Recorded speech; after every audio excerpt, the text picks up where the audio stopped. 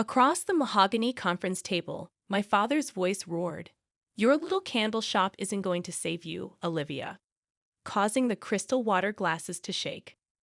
While you've been playing shopkeeper, Marcus has been learning to run a real business, our business. Sitting there in my plain black jacket, I watched as our father went on with his talk about duty and legacy, and I saw my brother's smug smirk widen. The quarterly board meeting of the Anderson Group had become yet another chance to tell everyone why I was the letdown and Marcus was the golden child. My name is Olivia Anderson, and I am 32 years old. Over the past 5 years, I have been expanding my Arsenal Candle Company, Haven, and Light, while my family has been building their opulent hotel empire. They saw my business as a fun pastime, something to do, while my younger brother Marcus figured out the nuances of managing their $15 million hotel firm. The Anderson Group needs strong leadership, my father continued, straightening his Rolex. That's why today, I'm officially announcing Marcus as my successor and CEO of our entire operation. The board members nodded approvingly. Of course they did. They'd watched Marcus grow up, seen him graduate from business school, and observed him taking on more responsibilities. What they didn't see was how he cut corners, manipulated numbers, and charmed his way through every crisis. My mother touched my arm gently, her diamond bracelet catching the light. Darling, don't look so glum. This is for the best. You have your creative outlet.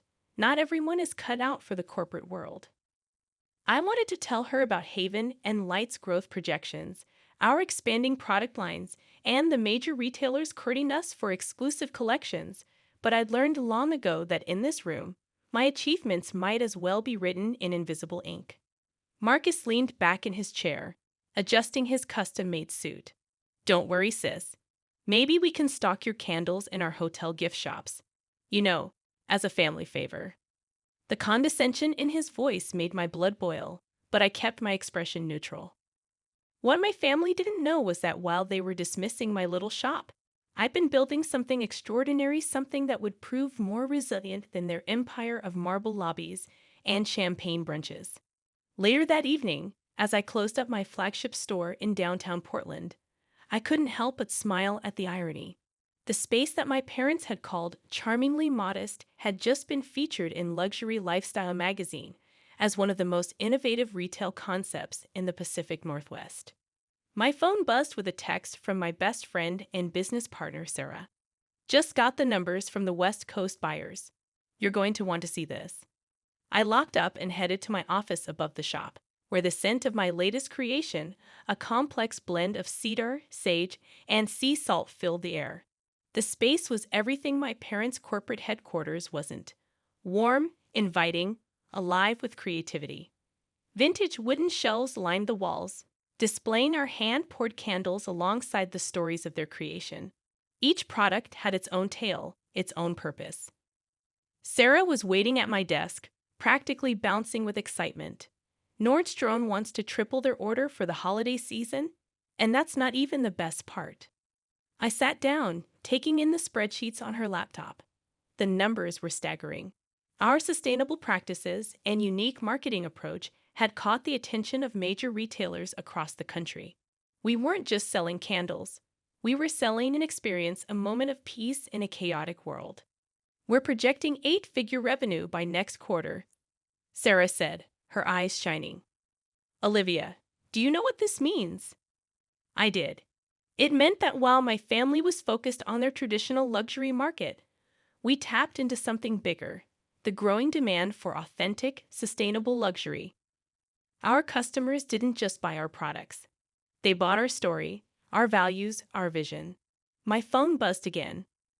Marcus, Dad wants to know if you're coming to the family dinner tonight. He's announcing some big expansion plans. I thought about declining, but curiosity got the better of me.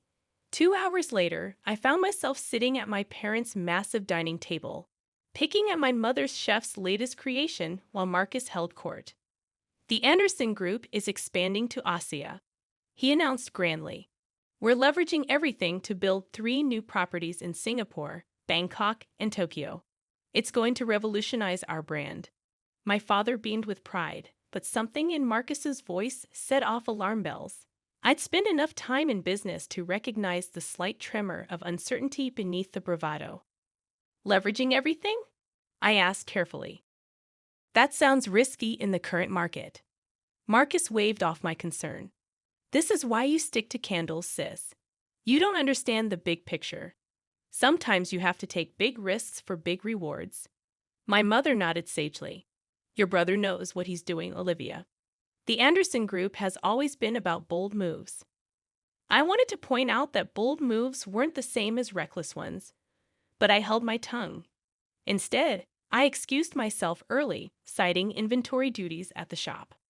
As I drove home, I couldn't shake the feeling that something was wrong. The next morning, I called James Turner, an old college friend who now worked in international finance. Can you look into something for me? I asked. The Anderson Group's Asian expansion, something feels off. A week later, James's findings confirmed my worst fears. The company was over-leveraged, taking massive loans against their existing properties to fund the expansion. One market downturn, one project delay, and the whole house of cards could collapse.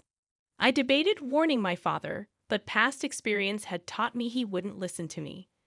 I was still the daughter who'd chosen to play with candles instead of joining the family business.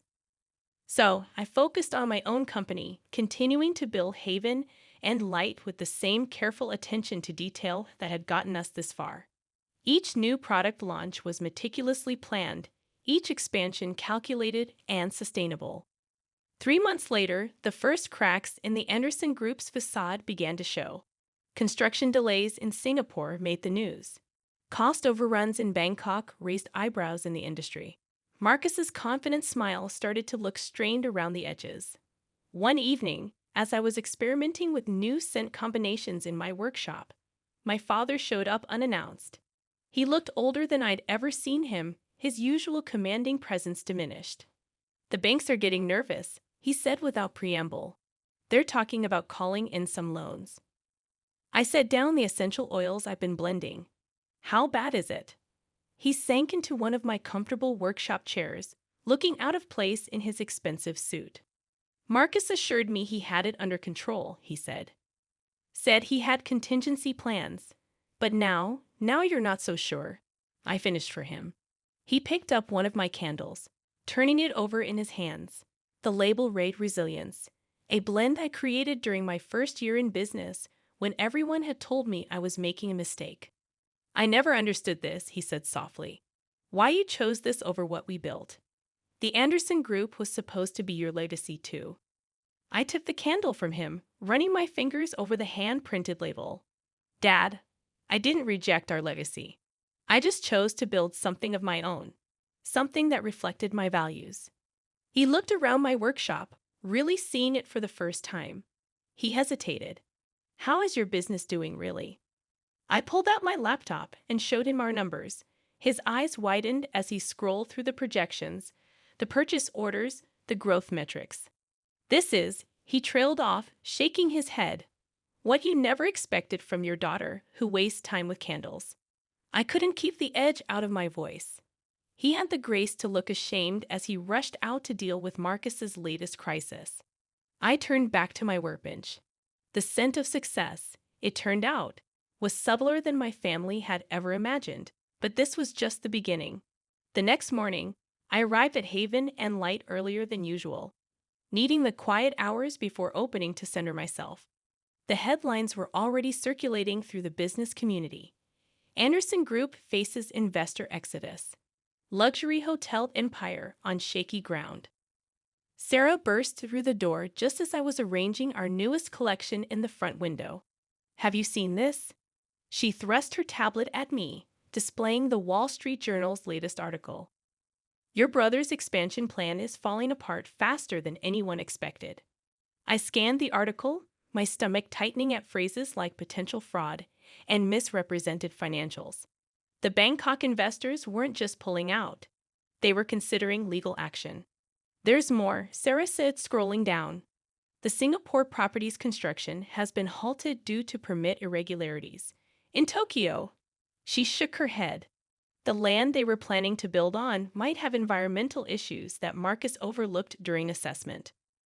My phone had been buzzing all morning with messages from family members. Aunt Patricia wanted to know if I'd spoken to Marcus. Uncle James was concerned about the family's reputation.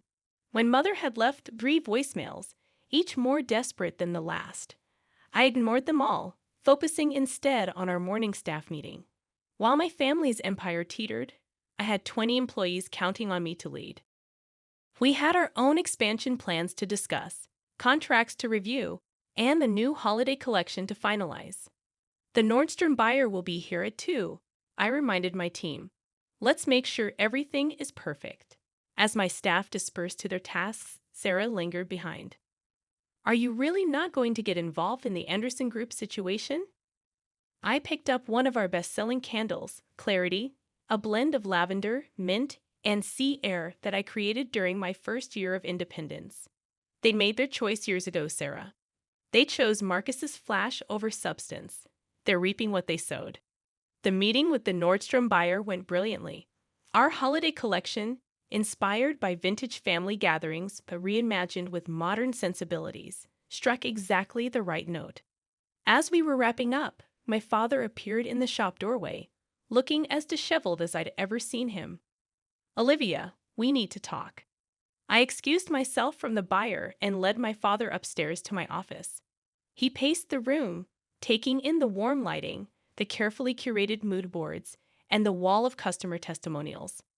The banks are calling in their loans, he said finally. Marcus wasn't just aggressive with the expansion. He was reckless. He falsified reports, inflated projections, borrowed against assets we didn't fully own. I sat down at my desk, letting the familiar scent of our signature blend, Homecoming, calm my racing thoughts. How bad is it? We could lose everything, he admitted, his voice breaking. Not just the new properties, all of it. The entire Anderson Group. Part of me wanted to say, I told you so, but the defeat in his eyes stopped me. Instead, I asked, where's Marcus? Nobody knows. He's not answering his phone. His wife says he left last night and hasn't come home. Of course, Marcus had always been good at disappearing when things got tough, leaving others to clean up his messes. I'd watched him do it throughout our childhood, but this time the stakes were catastrophically higher. What do you need from me? I asked, though I already knew. Your help, he said simply. You've built something here that works, something real. The board is meeting tomorrow morning. They want answers. Solutions. I need you there. I looked around my office, at the empire I built while they weren't watching. Every candle, every scent, every carefully crafted story represented hours of work, meticulous attention to detail, and a dedication to sustainable growth over quick profits. I'll be there, I said finally, but not for Marcus. For you and for the employees who depend on the Anderson Group for their livelihoods. That night, I stayed late at the shop, reviewing the Anderson Group's financials that my father had shared. The more I dug, the worse it looked. Marcus hadn't just been aggressive. He'd been playing a dangerous game of financial chess with other people's pieces. Around midnight, my mother showed up, still elegant despite the obvious strain. I brought you dinner, she said, setting down a container from my favorite Thai place. I remember you used to work late a lot when you first started here. I looked up, surprised. It was the first time she had ever acknowledged those early days when I worked 18-hour shifts, learning every aspect of my business from the ground up. Thanks, Mom. She wandered around my office, stopping at the wall of press clippings I'd accumulated. Her fingers traced the Forbes article that had named Haven and Light one of the fastest-growing sustainable luxury brands in the country. I never read any of these, she admitted. I was so convinced you were just hiding here, running from real responsibility. She turned to face me, her eyes wet. I was wrong, wasn't I? I stood up and walked over to her, pointing to a photo of our first store opening. See that candle in the window? That was our first bestseller, Redemption, a blend of storm-washed wood, fresh rain, and new growth. I created it the day after you and Dad told me I was making the biggest mistake of my life. She flinched at the memory. And now look at you. While we were so focused on Marcus's big plans, you were building something beautiful. The next morning, I arrived at the Anderson Group's headquarters early. The board members were already gathering, their faces grim. My father sat at the head of the table, looking years older than he had just days ago. Marcus's chair was conspicuously empty. As the meeting began, the full scope of the disaster became clear. The agent expansion had been built on a foundation of lies. Marcus had not only falsified projections, but had also hidden mounting debts and operational issues at our existing properties. The brand is toxic right now, one board member stated bluntly. No one will lend to us. Our stock isn't free-falling. We need a miracle. I listened quietly, taking notes and analyzing options. Finally, I cleared my throat. I may have a solution. All eyes turned to me, some curious, some skeptical, some desperate for any hope. Haven and Light has strong relationships with several ethical investment groups. I began groups that value sustainable business practices and transparent operations. They might be interested in a restructured Anderson Group, one that aligns with modern values while maintaining its luxury appeal. I laid out my proposal: a complete overhaul of the company's approach, focusing on sustainable luxury, authentic experiences, and responsible growth, the very principles they'd mocked when I tried to introduce them years ago. It would mean scaling back the expansion. I continued, focusing on quality over quantity, rebuilding trust with both investors and customers. It won't be quick, and it won't be easy, but it's possible. And these investors? My father asked. They'll work with us even with our current situation. They'll work with me, I corrected gently. They know Haven and Light's track record. They trust our approach. The boardroom erupted in discussion. Some members resisted the change. Others saw it as their only viable option. Finally, my father raised his hand for silence. I think we need to seriously consider Olivia's proposal. She's proven herself more capable than. He paused, glancing at Marcus's empty chair. And some of us realized, as the meeting adjourned, my father turned to me. I'd like to see it, he said. Your whole operation. Help me understand what we've been too blind to see. I stood up, offering him my hand. Come on, Dad. I'll show you how a real empire is built. The transformation of the Anderson Group began at dawn the next day. I arrived at headquarters to find my father already there, surrounded by stacks of documents and financial reports. Dark circles under his eyes suggested he'd been there all night. Marcus finally called, he said without looking up. Somewhere in the Bahamas. Says he's taking some time to process things. I wasn't surprised. My brother had always believed in the fake it till you make it philosophy. Now that the faking had been exposed, he'd run away rather than face the consequences. The investors are coming at 10. I reminded him gently. We need to be prepared. The ethical investment group I contacted, Summit Partners, had agreed to an emergency meeting. They were intrigued by the possibility of transforming a traditional luxury hotel chain into a sustainable hospitality leader. Sarah met me in the conference room, armed with Haven and Light's success metrics and transformation strategy. Are you sure about this? She asked quietly. Saving the family business wasn't exactly in our 5-year plan. Before I could answer, the Summit Partners team arrived. Leading them was Victoria Chin, a sharp-eyed woman known for turning troubled companies into industry innovators. Miss Anderson, she said, shaking my hand. I must admit, when you first called about the Anderson Group, I was skeptical. But your track record with Haven and Light is impressive. For the next 3 hours, we laid out our vision, not just financial restructuring, but a complete reimagining of what luxury hospitality could be. Sustainable practices, authentic local connections, and transparent operations would replace the old model of excess and exclusivity. The market is changing, I explained, pulling up Haven and Light's customer analysis. Modern luxury consumers want more than just high-thread counts and champagne brunches. They want to feel good about where they spend their money. Victoria studied our projections carefully. You're proposing to decrease the number of properties but increase per location revenue through enhanced experiences and sustainable practices. Exactly. I nodded.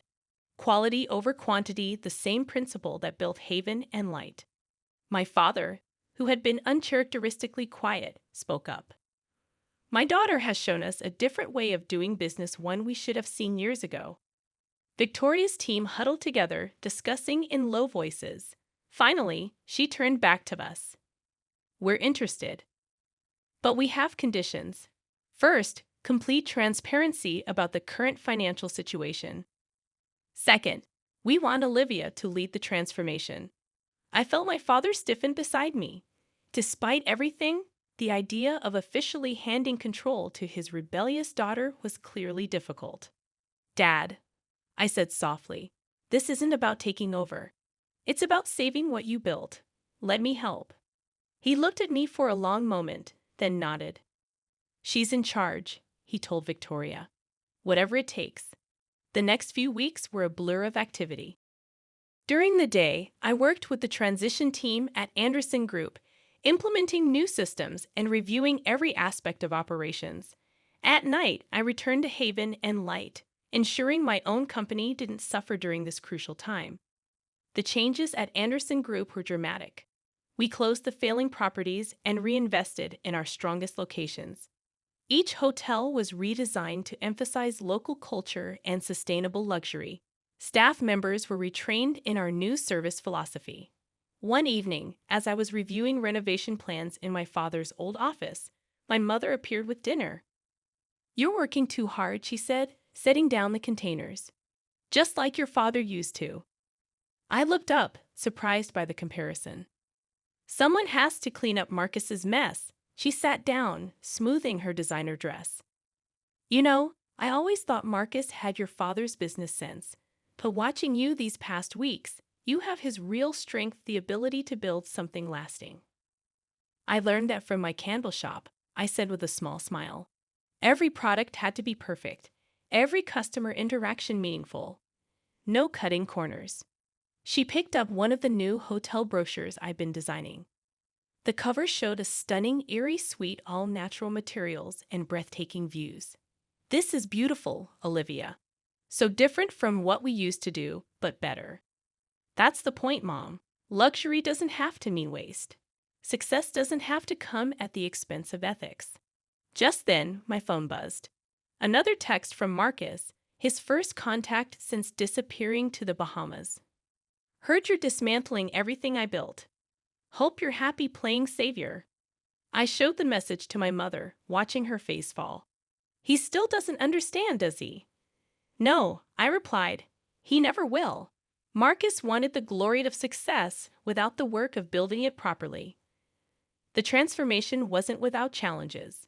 Some longtime employees resisted the changes. Certain board members questioned our new direction. But as the first quarter under new management came to a close, the results spoke for themselves. Bookings at our redesigned properties were up 40%. Customer satisfaction scores had never been higher. Even our harshest critics had to admit that the new Anderson Group was becoming something special. One morning, I arrived at headquarters to find my father in the lobby, studying our new living wall installation, a vertical garden that helped purify the air naturally. "Remember when you first suggested something like this?" he asked. 5 years ago. I did remember. It was one of my last attempts to introduce sustainable practices before leaving to start Haven and Light. Marcus had called it hippie nonsense. "Things changed, Dad," I said. He turned to face me, his expression serious. "You've done more than save the company, Olivia. You've given it a future, a real one." Before I could respond, Victoria Chin walked in, looking pleased. "The numbers are in," she announced. The Anderson Group's transformation is being hailed as a model for sustainable luxury. Several other hotel chains are asking about our consulting services. My father beamed with pride. Not his old pride in flash and appearance, but a deeper satisfaction in seeing something worthwhile being built. Later that day, as I sat in what was now my office, Sarah brought in a special delivery. a prototype of our newest Haven and Light collection, inspired by the Anderson Group's transformation. Phoenix Rising, she read from the label. A blend of rare woods, morning sunlight, and new growth. Limited edition. I picked up one of the candles, admiring how the sustainable packaging caught the light. We've come so far from our first small batches in my apartment kitchen, I said. My phone buzzed again, another message from Marcus, longer this time. Dad says you're some kind of corporate savior now. Funny how you couldn't handle real business 5 years ago, but now you're supposedly fixing mine. Don't expect a thank you. I showed the message to Sarah, who rolled her eyes. He still doesn't get it, does he? This was never about fixing his mistakes, I said. It was about building something better. No, I agreed. He doesn't get it, but that's okay. We're not doing this for him. As the sun set over the city, I walked through our flagship Haven and Light store, now expanded to include a showcase of the new Anderson Group aesthetic. The spaces complemented each other perfectly, both built on authenticity, quality, and genuine value. My father had asked me earlier when I would consider the transformation complete. The truth was, it would never be complete. Real success isn't a destination, it's a journey of constant improvement and adaptation. But standing there, surrounded by the fruits of my labor, both the little candle shop that had grown into an industry leader and the family business I'd helped save, I felt a deep sense of satisfaction. Sometimes the sweetest victory isn't in proving others' wrongs, but in showing them a better way forward. And sometimes the smallest lights cast the longest shadows.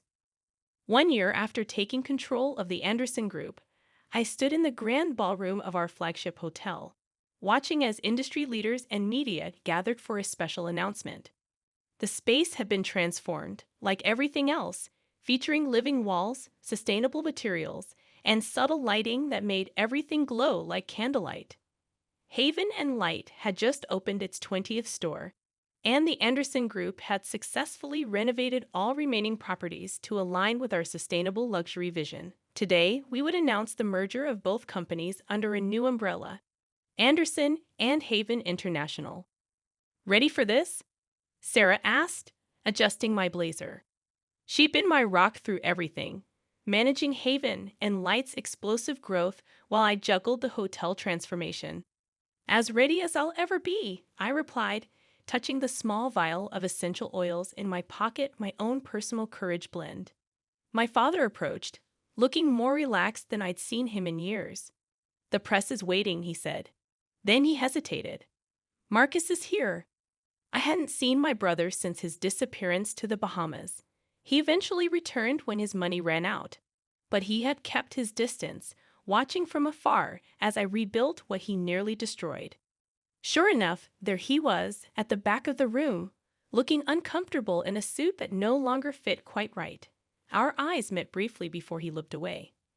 Victoria Chin from Summit Partners took the podium first, outlining the financial success of our transformation. The Anderson Group's revenues had not only recovered but exceeded all projections. Haven and Light had tripled its market presence. Together, we created a new model for sustainable luxury that was revolutionizing both industries.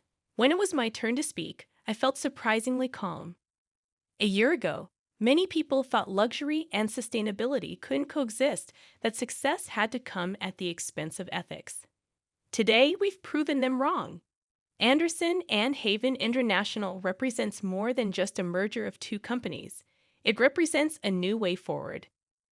The announcement was met with enthusiastic applause as photographers snapped pictures. I noticed my mother wiping tears from her eyes. Even Marcus looked thoughtful. After the formal presentation, during the reception, Marcus approached me hesitantly. "Nice speech," he said, trying to sound casual. "Dad says you've done amazing things here." I studied my brother's face, seeing past the bravado to the uncertainty beneath. "It wasn't about doing amazing things, Marcus," I said. "It was about doing things right." He shifted uncomfortably. "I've been thinking. Maybe I could learn, start from the bottom. Really understand the business, this time." I smiled, remembering my own journey. The gift shop at our Denver property needs an assistant manager. Long hours, lots of inventory work, customer service. Interested? He blinked, clearly expecting a more prestigious offer, but then surprisingly, he nodded. Yeah, actually, I think I am. Later that evening, as the celebration wound down, I found myself in my office at Haven and Light, surrounded by the scents that had started it all. Sarah brought in 2 glasses of champagne. Remember when this was just your little candle shop? She asked, handing me a glass. I picked up our first candle mold, now preserved in a glass case. Seems like a lifetime ago, I said. My father knocked on the door, joining us with his own champagne. Your mother's organizing some kind of family dinner to celebrate. She's actually cooking herself. God help us all. I laughed, remembering the last time my mother had attempted to cook. Tell her we'll be there. But first, I pulled out a small box from my desk. I want you to have this. Inside was a custom-made candle, one I've been working on for months. The label read Legacy, a complex blend of old and new, tradition, and innovation. I made this to remind us where we came from and where we're going, I explained as he opened it. See the base notes? They're the same ones Mom used to love in her favorite perfume. His hands trembled slightly as he held the candle. You remember that? I remember everything, Dad. The good and the bad. It all led us here. The next morning, I arrived early at the Anderson and Haven International headquarters, a renovated historic building that perfectly balanced preservation with innovation. The lobby featured a wall of photographs telling our story, Haven and Light's first store opening, the Anderson Group's transformation, and now our unified future. My team was already gathering for our first official merge operations meeting. Among them was Marcus, dressed for his first day of training in Denver. Hey, he said quietly as he passed my desk. I finally get it. What you built here? It's not just about business. It's about legacy, a real one. I nodded, appreciating how much it must have cost his pride to admit that. There's always room for growth, Marcus. That's what I learned in my little shop. The meeting was productive, filled with ideas for expanding our sustainable luxury model globally. But this time, the expansion would be careful, considered built on solid foundations rather than quick profits. That evening, at my mother's celebration dinner, I watched my family interact with new eyes. Marcus, humble but perhaps finally growing up. My mother, who now proudly displayed Haven and Light candles throughout her house. And my father, who had learned that true strength sometimes comes in unexpected packages. I have something to show you, my father said after dinner, leading me to his study. He opened his safe and pulled out a worn leather journal. This was your mother's business diary. I found it while cleaning out the old office. I took it carefully, recognizing my mom's handwriting on the last page, dated just months before she passed away. There was an entry about me. Olivia helped me with inventory today. She has a gift for seeing what others miss for building beauty from simple things. I hope someday she'll understand that this makes her not less, but more. She knew, my father said softly. Even then, she knew what we couldn't see. I held the journal to my chest, feeling the pieces of my journey click into place. The little candle shop that everyone had dismissed had become the heart of something extraordinary, not because it was big or flashy, but because it was built with integrity, patience, and love. Sarah texted me later. Just got the latest numbers. Both divisions are exceeding key projections. Your little shop isn't so little anymore. I smiled, remembering all the doubts, the dismissals, the condescension. Success, I've learned, doesn't always look like what others expect. Sometimes it smells like hand-poured candles and feels like proving everyone wrong by doing everything right. Before it opened the following morning, I took a tour of our flagship shop. Every flame conveyed a tale of perseverance, development, and metamorphosis. The unseen tale of a daughter who refused to let others determine her value, however, was maybe the most significant. We would grow correctly, but Anderson and Haven International would keep growing. Every advance would be quantified. Every choice was evaluated in light of our ideals. The path would be illuminated by the empire I had established from a small candle business. Ready to start another day, Sarah joined me at the entrance and inquired. I gazed at the light shining on our storefront in the morning before turning back to the empire we had established, which was a testament to the fact that success can take many different forms in addition to being a commercial venture.